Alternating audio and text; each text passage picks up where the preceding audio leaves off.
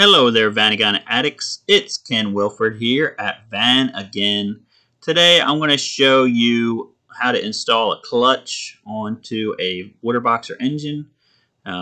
First thing you want to do is make sure you have a good condition flywheel.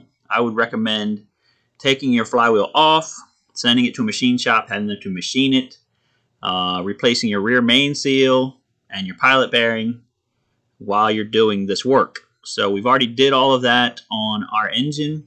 We're moving on to this. So you see I use an alignment tool. It comes with our clutch kits that we sell here.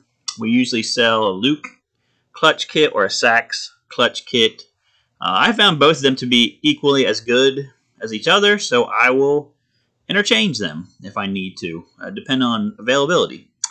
So you use the alignment tool.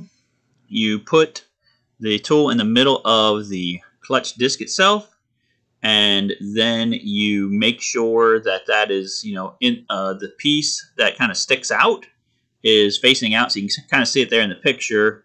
There's a raised side on the clutch disc and a not raised side. Make sure the raised side is pointing out. You clean off the pressure plate and the flywheel with some brake cleaner to make sure there isn't any residue on it. Sometimes they do put like a thing to keep the metal from rusting.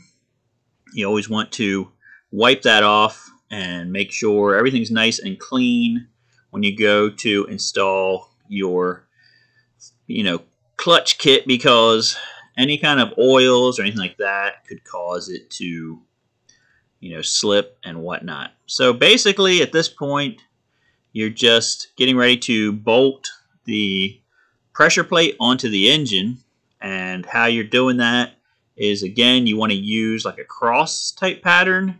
When you put it on there, you have to tap it on. There are these alignment pins. You can kind of tap it past them and then get yourself the bolts, and then like I said, you're installing it in with a crossing pattern.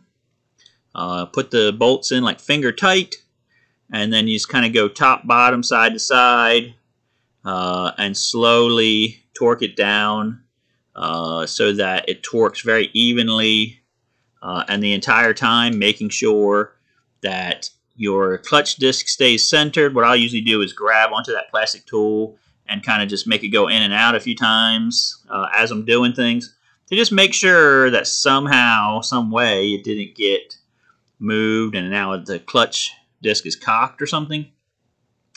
And so that's pretty much it on installing it. Now, again, this is with the engine out of the car. About the easiest way you can possibly do this job. If you're going to do it in the car, it would be another video about pulling the transmission out. That would be step one in supporting the engine. But at this case, since I had the engine out, I figured I would show it to you guys on a stand where you could see things pretty good here, and it's a lot nicer video in it than it would be if it was under the car. Now when we go to Belize in a few weeks at the end of March, we're going to have to pull the engine out again. I will probably video that down there and show you guys my method for removing an engine, installing an engine in a Vanagon. So we'll be making that video as well. So I mean, that's really all there is to this.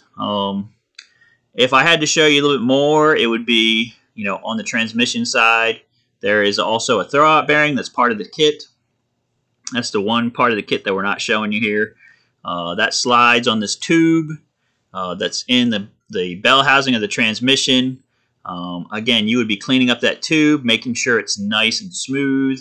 If it's worn, you would be replacing it, and then you'd be installing the throwout bearing onto the forks of the transmission, and having that all ready so that when you go to put the transmission and the engine together, you have your whole new clutch kit. So the clutch kit is the throwout bearing, the clutch disc, the pressure plate, the pilot bearing, and the alignment tool. So that's all the pieces that you want to make sure you're replacing all of that. And again, like I said, make sure your flywheel is, if you don't machine it and you're in some kind of situation where you don't want to go through that, just make sure it's clean, make sure it doesn't have any raised spots on it, which you can kind of see if it has a bunch of discoloration on it, you know, that kind of thing. But I usually always either put it on brand new flywheel, which we have them on our website, or a new, just get it machined at a local machine shop before we put it back on. So that's all I got to say on this. I'm going to go ahead and let the rest of the video play out for you guys. Please like, share, subscribe, and you can become a member. That would help us out a lot. Or if you want to just purchase your parts through us, that would also help us out a lot. I've had a few people call the last few days, and they're like, Ken, we really appreciate all your videos you're doing right now, so I'm just going to buy all my parts for my project through you. I mean, that I would actually appreciate that more than anything. So whatever you guys decide to do, I would appreciate it. But thank you guys for watching. We'll see you guys on the next video.